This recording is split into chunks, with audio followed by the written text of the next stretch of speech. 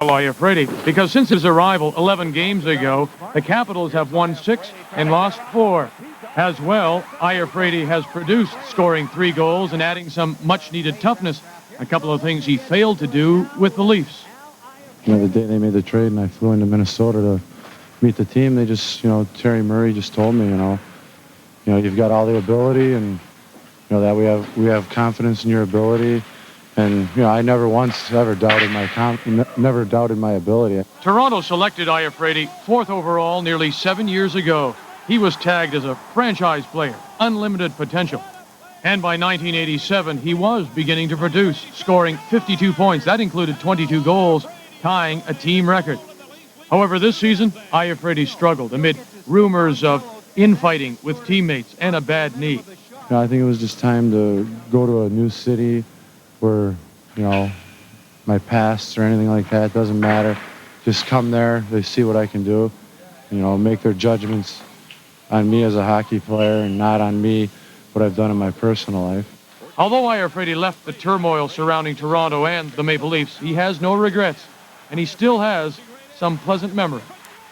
The fans there, they can be tough on you at times, but like last year when it's going good there, it's a great city to play in because, we only had 80 points, but it was like we were, it's like we were the best thing since sliced bread, because we had that exciting team.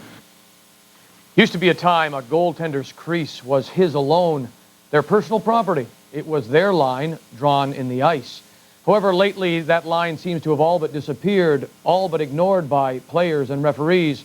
The goalie's crease has become a war zone.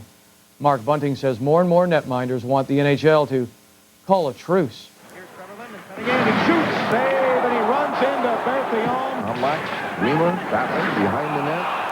Ooh, down goes Volk again. He was rocked on that one. Shot in by Pilon, tipped up Terreri, gloved over the net. It's on the back of the net. These type of crease-crashing incidents seem to be happening all too often these days in the NHL. And as the saying goes, some of the goalies are mad and not going to take it anymore. It's a joke, they make rules and they don't enforce them. They're supposed to be our crease, and no way. I mean, you watch some of the replays and half the time there's a guy standing in the crease before the puck goes in, and that's the old story. Oh, he was always pushed in by your defenseman, and it's just an excuse. I mean, if your defenseman even touches a guy, he's got every right to go into your crease, and that's not right. A lot of players run the goaltenders. It's a planned play, and crease crashing until it's stopped is going to be a play, and us goaltenders have to stick up for ourselves in the crease, and hopefully something will be done about it. Brian Lewis, the NHL's director of officiating, says the league is well aware of the goalie's plight and attempting to do something about it. In fact, the league issued a directive to its officials in mid-January, which included a paragraph concerning the rules protecting goalies. We talked about it at training camp. We issued a directive to the coaches, to the managers, to the officials, supervisory staff, so that we all had the same choir sheet in front of us. We reinforced that in the middle of January to say, gentlemen, clamp down on interference. We want the goaltender to be able to play no different than we want to clamp down on hooking and holding. Let the talented offensive player demonstrate his skills. We're saying let the talented goaltender do the job as tough as it is without being interfered with by any player. The real concern among the goalies is the potential for injury. Patrick Waugh hurt a knee in this collision, and Clint Malarchuk suffered a life-threatening cut last year as a result of a player driving to the net. I mean, I didn't get the scar from chasing girls, and I was seriously injured, and it was as a result of a guy driving to the net, and with no fear. I mean, there's no fear. The guy just goes to the net. It's not going to hurt him. The net pops off so easy.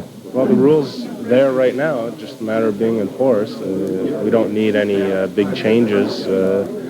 Just has to be called. Still on the ice, all kinds of rumors say they won't be able to, but the Ottawa Senators executive Randy Sexton says yes, the team does have the money necessary to make a $22.5 million payment to the NHL this June 15th. Still to come on Sportsdesk, we'll talk tennis, golf, and much more.